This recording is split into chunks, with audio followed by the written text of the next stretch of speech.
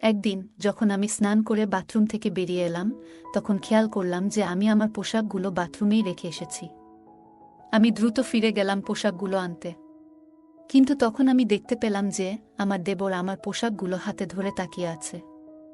আমি অবাক হয়ে দ্রুত তার হাত থেকে পোশাকগুলো নিয়ে নিলাম এবং লজ্জায় মুখ নিচু করে চলে এলাম। পরে যখন আমি রান্নাঘরে রান্না করছিলাম, তখন আমার দেবর এসে পাশে দাঁড়িয়ে কিছু আজব কথা বলল। সে বলল, আপনার পোশাক থেকে খুব সুন্দর ঘ্রাণ বের হচ্ছিল। এই ধরনের মন্তব্য শুনতে শুনতে আমি বিরক্ত হয়ে গিয়েছিলাম। একদিন আমার স্বামী ফোন করে জানালেন যে তিনি রাতে বাড়ি ফিরতে দেরি করবেন। আমি ভেবেছিলাম এটা আমার দেবরের সাথে কথা বলার সুযোগ হতে পারে। রাত গভীর হলে সবাই যখন ঘুমিয়ে পড়ল, আমি দেবরের ঘরের সামনে গিয়ে দাঁড়ালাম এবং দরজায় নক করলাম। সে দরজা খুলে আমাকে দেখে অবাক হয়ে জিজ্ঞাসা করল, ভাবি, আপনি এখানে? আমি বললাম, তোমার ভাই আজ রাতে দেরি করে আসবে। আমি তোমার সাথে কিছু জরুরি কথা বলতে চাই। তারপর আমি আমার ঘরে ফিরে এলাম এবং দরজা খোলা রেখে শুয়ে পড়লাম, যাতে কেউ সন্দেহ না করে। কিছুক্ষণ পর আমার দেবর হালকা টোকা দিল দরজায়। আমি বললাম, এসো, দরজা খোলা আছে। সে ঘরে এসে আমার পাশে বিছানায় বসে পড়ল। আমি তখন একটি সুন্দর লালা এর নাইট ড্রেস পরেছিলাম। দেবর কিছুক্ষণ নীরব থেকে আমার দিকে তাকিয়ে রইল। তারপর মৃদু হেসে বলল, ভাবি, আজ তোমাকে অনেক সুন্দর লাগছে। আমি তেমন কিছু বললাম না, শুধু তাকে দেখছিলাম। তারপর বলল, ভাবি, আপনি কি কিছু বলতে চেয়েছিলেন?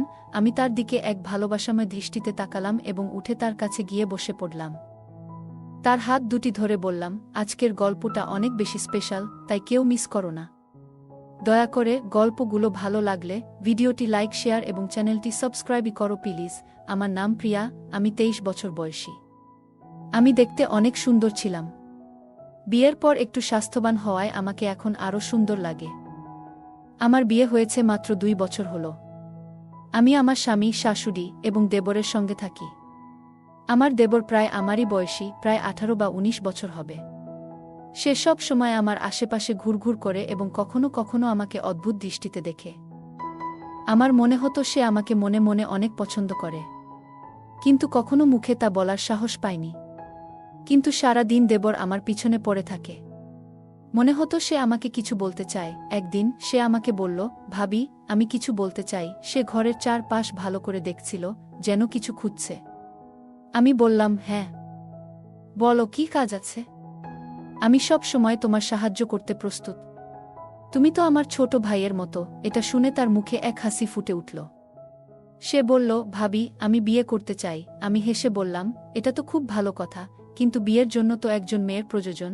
তখন সে বলল, ভাবি, তাই তো আমি আপনার কাছে এসেছি। আমি বুঝতে পারলাম সে কি বলতে চাইছে। দেবর বলল, ভাবি, আমি আপনার মতো একজন মেয়েকে বিয়ে করতে চাই। এটা শুনে আমি মনে মনে হাসলাম, কারণ আমি বুঝতে পারলাম সে আসলে আমার বোনের কথা বলছে। আমার বোন আমার থেকে একটু ছোট এবং আমার দেবরের জন্য উপযুক্ত ছিল। তাদের মধ্যে বয়সের পার্থক্য ছিল মাত্র 2 বছর। দেবর আমাকে তার কল্পনার মেয়ের গুণাবলী বলতে লাগল, যেমন সে কি চায়। আমি বললাম, তুমি চিন্তা করো না, আমি ঠিক তোমার পছন্দ অনুযায়ী একজন মেয়ে খুঁজে দেব। শুধু বিয়েতে রাজি হও। তারপর আমি সবকিছু নিজের নিয়ন্ত্রণে নিয়ে নিলাম। আমার দেবর এই কথা শুনে কিছুটা খুশি হলেও সে চিন্তায় ডুবে গেল। কিছুক্ষণ চুপ থেকে সে বলল, ভাবি, আপনার কাছে একটা কথা বলতে চাই, তবে অনুগ্রহ করে রাগ করবেন না। আমি এমন কাউকে বিয়ে করতে চাই, যার চরিত্র এবং স্বভাব একেবারে আপনার মতো হবে, আপনার মতো এত সুন্দর হবে। আমি মৃদু হাসি দিয়ে বললাম, আমি জানি তুমি আমার ছোট বোন তানিয়াকে পছন্দ করো। কিন্তু সে মাথা নেড়ে বলল, না ভাবি, আপনি আমার কথার আসল অর্থ বুঝতে পারেননি। এই কথা বলে সে চুপচাপ ঘর থেকে বেরিয়ে গেল।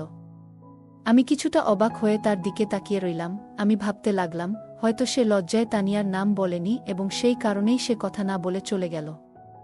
আমি সিদ্ধান্ত নিলাম যে প্রথমে আমার বাবার সাথে এই বিষয়ে কথা বলবো, তারপর আমার দেবরকে এই খবর জানাবো। পরের দিন আমি দেবরের কাছে গিয়ে জিজ্ঞাসা করলাম, তুমি কি সত্যিই তানিয়াকে পছন্দ করো? সে লজ্জা পেয়ে বলল, ভাবি, তানিয়া আর আমি? এটা তো আকাশের চাঁদ ছোঁয়ার মতো ব্যাপার। আমি নিজেকে তার উপযুক্ত মনে করি না। তার এই কথা শুনে আমি বুঝতে পারলাম, আসলে সে আমার বোনকে পছন্দ করে, কিন্তু সাহস করে প্রকাশ করতে পারছে না।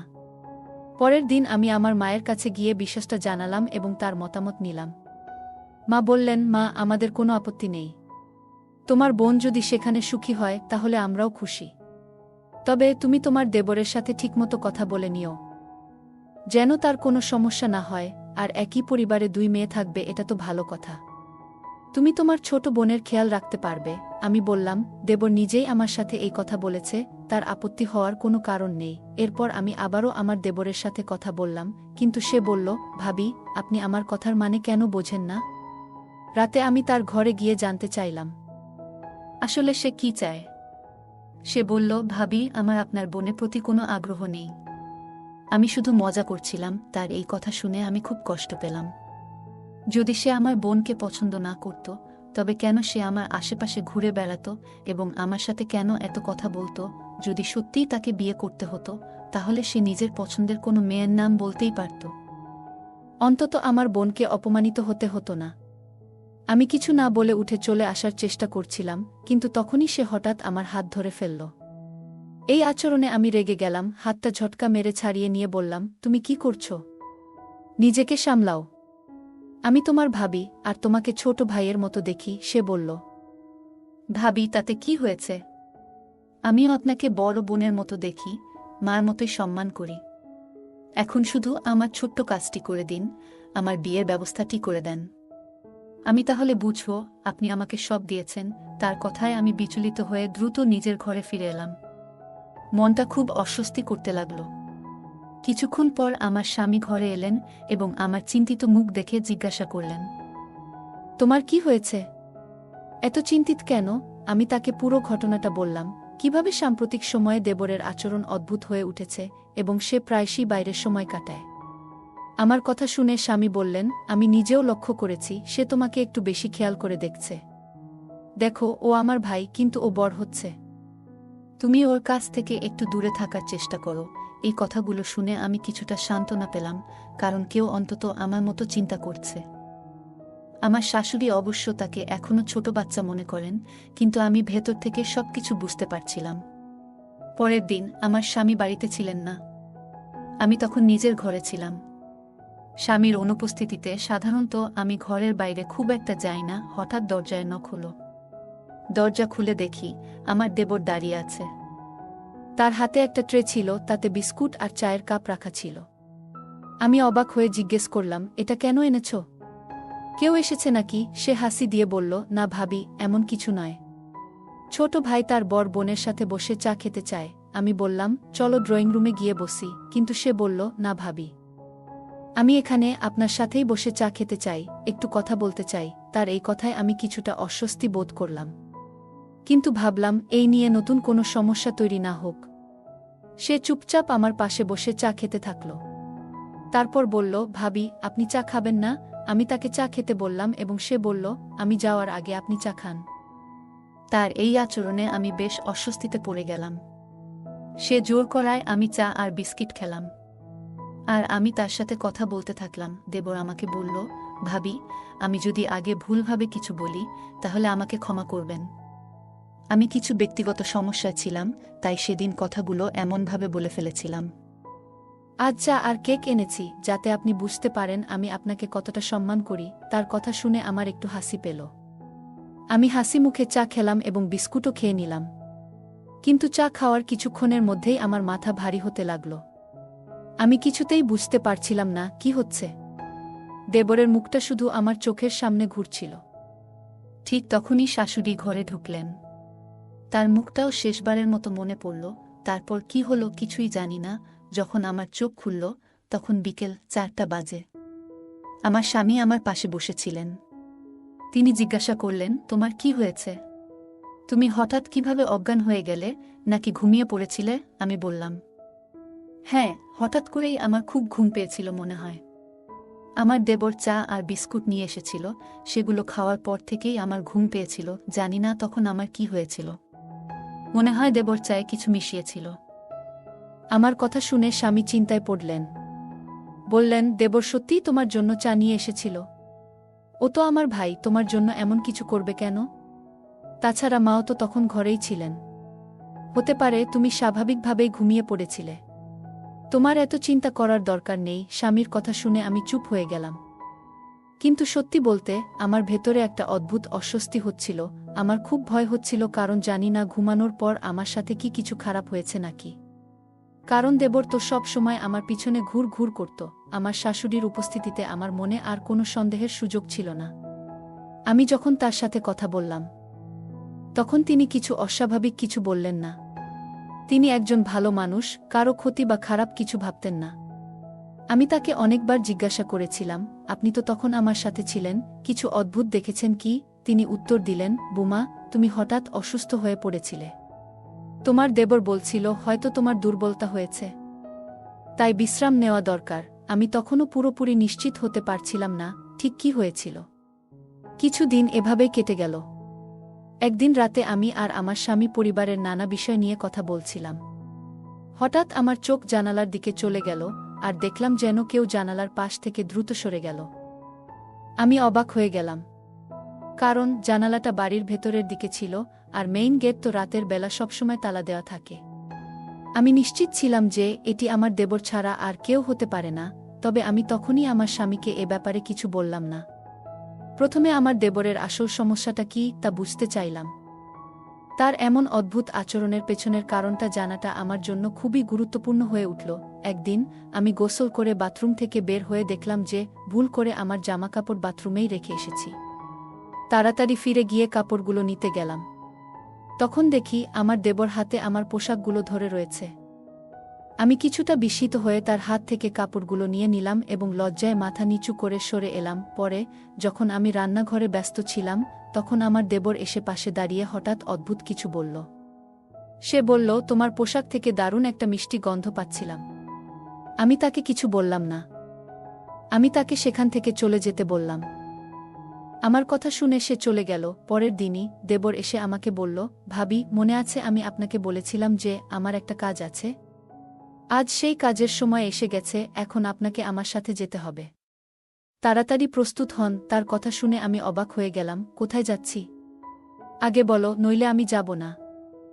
আমার কথা শুনে সে মাথায় হাত দিয়ে বলল, চলুন, আগে মাকে বলিও না, তাহলে আর কোনো সন্দেহ থাকবে না, কারণ মা সবসময় আমাকে নিয়ে সন্দেহ করে। সে একটু বিরক্তির স্বরে কথা বলছিল, আর আমি বুঝতে পারলাম হয়তো আমার তাকে এভাবে প্রশ্ন করা ঠিক হয়নি। তাই চুপ হয়ে গেলাম। বললাম, ঠিক আছে, যেমন তুমি বলছো তেমনই করব। সে খুশি হয়ে গেল। আমরা বাইকে উঠে বাড়ি থেকে বেরিয়ে পড়লাম। তার বাইকে উঠা দেখে সে ভীষণ খুশি হয়েছিল, কিন্তু আমার কিছুটা অস্বস্তি লাগছিল। কিছুক্ষণ পর আমি জিজ্ঞাসা করলাম, আমরা কোথায় যাচ্ছি? সে উত্তরে বলল, ভাবি, আমি একজন মেয়েকে খুব পছন্দ করি। আর এ পছন্দ সাধারণ নয়। আমি তাকে খুব গভীরভাবে ভালোবাসি। দুনিয়াতে একমাত্র সেই মেয়েটাই আছে যাকে আমি মন থেকে ভালোবাসি। কিন্তু আমি জানি আমার মা তাকে কখনোই মেনে নেবেন না, কারণ মা চায় তার বুমা প্রচুর সম্পদ নিয়ে আসুক। কিন্তু আমি চাই এমন একজন মেয়ে যার পরিবার সৎ ও গরিব। দেবর বলল, রুমি খুব সুন্দর, শিক্ষিত এবং ভদ্র মেয়ে, তবে তার পরিবার খুব গরিব। এসব কথা বলে সে চুপ হয়ে গেল। আমি লক্ষ্য করছিলাম যে সে বাইকটি এক অচেনা এবং নির্জন পথে নিয়ে যাচ্ছে। আমি তার কথায় মগ্ন ছিলাম, তাই কিছুটা ধাঁধায় পড়ে গেলাম। সে বলল, আরেকটা অনুরোধ, ভাবি, আপনি ওখানে বলবেন না যে আপনি আমার ভাবি, বরং বলবেন আপনি আমার মা। তার কথা শুনে আমি অবাক হয়ে বললাম, তুমি আমাকে মা বলে পরিচয় দিতে বলছো? আমাকে তো খুব বয়সে ছোট দেখায়। তখন সে বলল, ভাবি, ওরা এসব বোঝে না। আমি বলে দেব যে আমার মা নিজেকে খুব ভালোভাবে যত্নে রেখেছেন, তাই তাকে এত তরুণ দেখায়। আমি তার কথা শুনে হাসলাম, কিন্তু তার বাইক যেদিক নিয়ে যাচ্ছিল তা দেখে আমার মন খারাপ হতে শুরু করল। মনে মনে ভাবতে থাকলাম, আবার কোনো বিপদে পড়ব নাকি, কারণ দেবরের আবভাব ভালো লাগছে না আমার। বাইকটি একটি নির্জন স্থানে থামল, আর আমার মনে অস্বস্তি শুরু হলো। আমি ভাবছিলাম, কি করতে যাচ্ছে সে? আমার স্বামীকে না জানিয়ে তার সঙ্গে চলে এসেছি। যদি কোনো সমস্যা হয়, আমি কিভাবে এখান থেকে বের হব? চারপাশে দূরে কোথাও কেউ ছিল না। ঠিক তখনই দেবর বলল, ভাবি, মাত্র 2 মিনিট দাঁড়ান, আমি আসছি, বলে সে চলে গেল। আমি একা নির্জন স্থানে দাঁড়িয়ে ভয়ে কাঁপছিলাম। হঠাৎ একটি বড় গাড়ি এসে আমার পাশে থামল।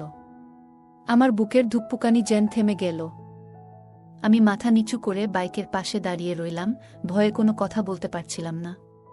কিছুক্ষণের মধ্যেই আমার দেবর ফিরে এলো। আমি মনে মনে স্বস্তির নিঃশ্বাস ফেললাম। গাড়িটি দ্রুত সেখান থেকে চলে গেল। আমি দেবরকে জিজ্ঞাসা করলাম, এটা কে ছিল? সে হেসে বলল, ছেড়ে দাও ভাবি, সুন্দর মেয়ে দেখলে লোকজন এমনিতেই ছুটে আসে। তুমি আর চিন্তা করো না।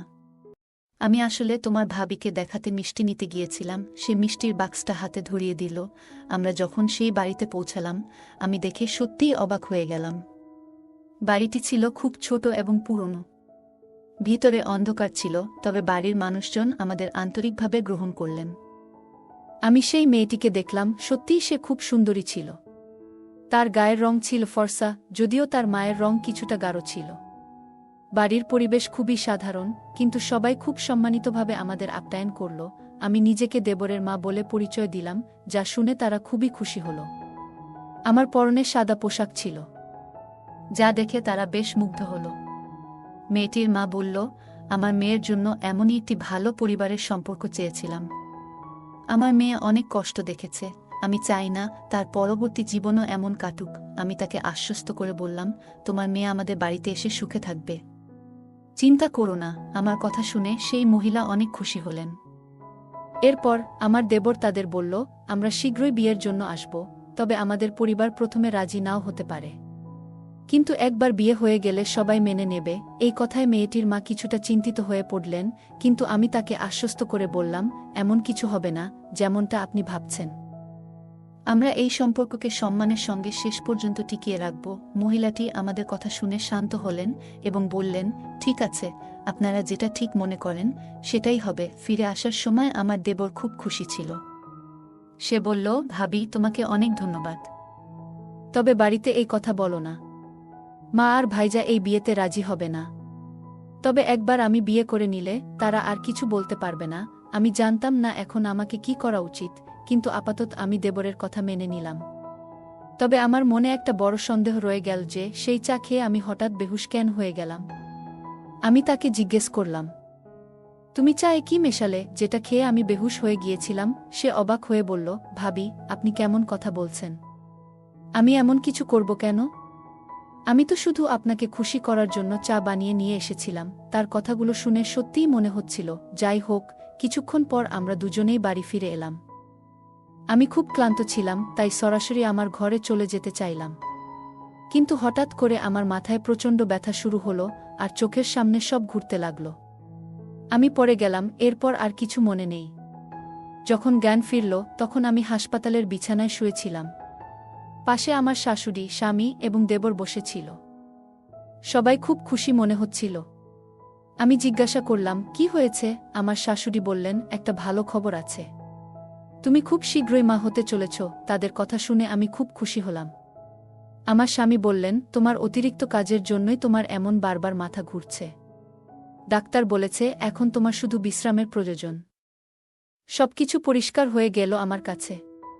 আমি ভুলভাবে আমার দেবরের উপর সন্দেহ করছিলাম, কিন্তু সে আসলে সারা দিন আমার পাশে থাকত, যাতে আমাকে তার সেই বিশেষ সম্পর্কের ব্যাপারে বোঝাতে পারে। আমি ভুল বুঝেছিলাম তার এই আচরণগুলো। এরপর থেকে আমি আর তাকে নিয়ে কোনো সন্দেহ করিনি। পরে আমি সবাইকে তার এবং সেই মেয়ের সম্পর্কের কথা জানিয়ে দিলাম। আমার বারবার বোঝানোর ফলে পরিবারও অবশেষে তাদের বিয়েতে সম্মতি দিল। আজ আমার বিয়ের 5 বছর কেটে গেছে। আমার একটি ছোট্ট মেয়ে আছে, আর আমার দেবরও তার সেই ভালোবাসার মানুষকে বিয়ে করেছে। তারা এখন খুব সুখে শান্তিতে জীবন কাটাচ্ছে। গল্পটা কেমন লাগলো জানাতে ভুলবে না। আরও মজার মজার রোমান্টিক গল্প শুনতে চাইলে ভিডিওটি লাইক, শেয়ার এবং চ্যানেলটি সাবস্ক্রাইব করতে এবং বেল আইকনটি ক্লিক করতে ভুলবে না। ধন্যবাদ।